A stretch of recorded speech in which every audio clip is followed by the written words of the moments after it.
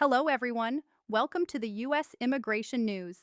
If you've been following the I-130 timelines week by week, you already know the big picture hasn't flipped overnight, but there are shifts happening under the surface that matter, especially depending on which family category your case falls into and which service center is handling it. As we enter the first week of February 2026, many families are still waiting at the very first and most important step of the family based immigration process. The I-130 petition is where everything begins. Until this petition is approved, no interview can be scheduled, no visa can be issued, and in many cases, families remain separated across countries. That is why even small changes in I-30 processing timelines matter so much, and why so many people are trying to understand what USCIS is actually working on right now.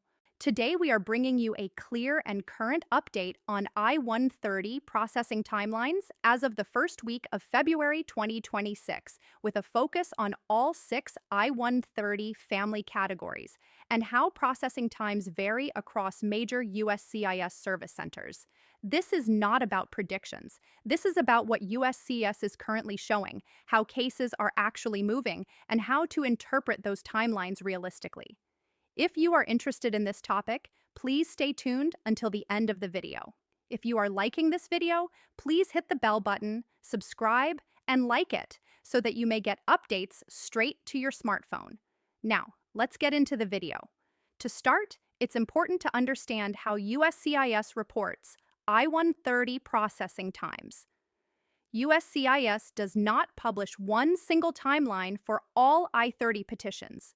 Instead, processing times depend on 3 main factors: the family category, the status of the petitioner, and the service center handling the case. And when you check USCIS processing times online, what you're actually seeing are estimated ranges, usually showing how long it takes USCIS to complete 50% of cases and up to 93% of cases. That means the number you see is not a promise. It is a snapshot of how long cases are taking under current conditions.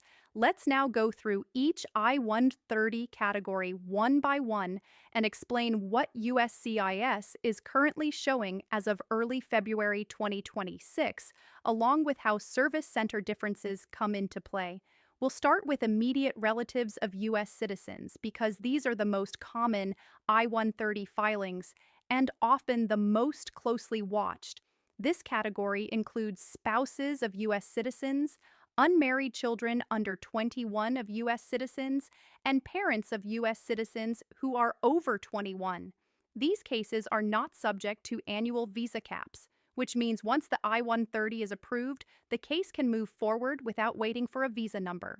As of the first week of February 2026, USCIS processing time ranges for immediate relative I-130 petitions generally fall in the roughly 10 to 15-month range, depending on the service center. Some service centers are showing median processing closer to the lower end of that range, while others are closer to the higher end. For example, cases handled by the California and Nebraska service centers are often reported toward the middle of this range, while some cases at PTOA or Texas may show longer estimated completion windows. This does not mean one center is better than another. It reflects internal workload balancing, staffing, and case complexity. For families in this category, the key takeaway is that immediate relative I-130s are moving. Approvals are being issued daily, but the wait is still measured in months, not weeks. Next, let us talk about F2A cases, which involve spouses and unmarried children under 21 of lawful permanent residents. This category is subject to annual numerical limits, which means timelines are affected not only by USCIS processing, but also by visa availability later in the process. Even so, the USCIS I-130 stage itself tends to be longer than for immediate relatives. As of early February 2026, USCIS processing ranges for F2A I-130 petitions at major service centers are commonly showing well over 2 years, often landing in the 30 to 35-month range depending on where the case is being processed. Some service centers may show slightly shorter estimates, while others show longer completion windows. This is one of the categories where families often feel stuck because even after a long USCIS wait, there may still be additional waiting tied to the visa bulletin. It's important to understand that this extended timeline is driven by statutory limits, not by an individual problem with your petition. Now, let's move to F2B cases, which involve unmarried sons and daughters aged 21 or older of lawful permanent residents. Here, the I-130 processing timeline is only one part of a much longer journey. USCIS may approve the I-130 earlier than expected, but visa availability under the visa bulletin often becomes the dominant factor. As of February 2026, USCIS processing time estimates for F2B I-130 petitions still show multi-year ranges, and while exact numbers vary by service center, applicants should expect long waits at the USCIS stage, followed by significantly longer waits before any interview can be scheduled. For families in this category, approval of the I-130 confirms eligibility and priority date placement, but it does not translate into near-term immigration benefits. Next is the F1 category, which covers unmarried sons and daughters aged 21 or older of U.S. citizens. This category faces high demand and strict annual caps. USCIS continues to accept and process these petitions, but the total timeline is long. As of early February 2026, USCIS I-130 processing ranges for F1 cases vary by service center, but approval alone does not control the pace of the case. Many families in this category experience USCIS approval, first followed by extended waiting tied to the visa bulletin. The key thing to understand here is that a faster I-130 approval does not shorten the overall immigration timeline if visa numbers are not available. Now let's talk about F3 cases, which involve married sons and daughters of U.S. citizens.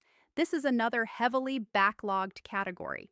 As of the first week of February 2026, USCIS continues processing F3 I-130 petitions, but these cases face very long overall timelines. USCIS processing estimates may look manageable on paper, but visa bulletin wait times stretch far beyond that. For families in this category, the I-130 approval is an important legal milestone, but not a signal of imminent movement toward an interview. Finally, we come to F4 cases which involve brothers and sisters of U.S. citizens. This category has the longest overall wait times in the family-based immigration system. As of February 2026, USCIS continues to process F4 I-130 petitions, but applicants should understand that approval at the USCIS stage is only the beginning of a very long process. Even after approval, visa availability can take many years depending on the priority date and country of chargeability. This reality has not changed, and families filing in this category should do so with long-term expectations in mind. Now let's step back and talk about service centers, because this is where many people get confused. USCIS primarily processes I-130 petitions through major service centers such as California, Nebraska, Texas, and PTOAC. Your receipt notice tells you which center is handling your case, but cases can be transferred internally at any time. Processing times differ because each center has a different mix of case types and workloads. Importantly, USCIS does not process cases strictly in filing order. That's why someone who filed after you may receive approval first. This does not mean your case is delayed or denied. It means USCIS is managing volume, not running a single queue. As of early February 2026, there is no indication that USCIS has paused I-130 adjudications. Approvals continue across all categories, but pacing remains uneven. Another factor affecting timelines is requests for evidence, or RF. If an RF is issued, processing time can extend significantly. Responding fully and promptly is critical because the case will not move forward until USCIS reviews the response. For families waiting, the most important thing to remember is that long waits are normal in this system, especially in preference categories. Silence does not mean denial. It usually means your case is still within normal processing ranges for your category and service center.